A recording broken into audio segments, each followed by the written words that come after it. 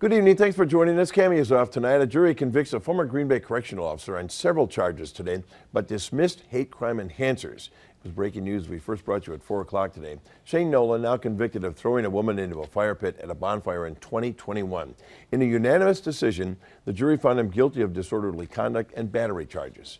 Brittany Schmidt tells us what's next for Nolan. She joins us now live outside the courthouse with an update. Brittany. Bill, Nolan walked out of the courtroom as a convicted felon. He remains out on bond, but he will be back in court in June for sentencing.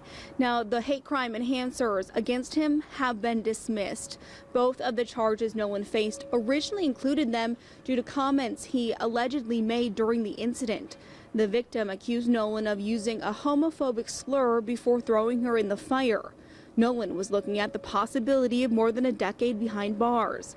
But today, the jury did not find enough evidence beyond a reasonable doubt that Nolan intentionally selected the victim because of his beliefs about the person's sexual orientation. The prosecution asked for Nolan's bond to be revoked, but the judge disagreed.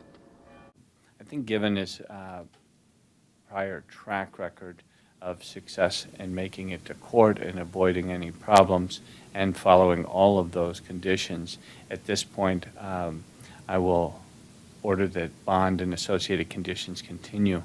But to be really clear, Mr. Desai, if there's any change in any part of that process, if the state becomes aware of any concern that there's anyone either on behalf of the defendant himself or anybody who's conducting themselves in such a way that the court ought to review that, you certainly may bring that to my attention.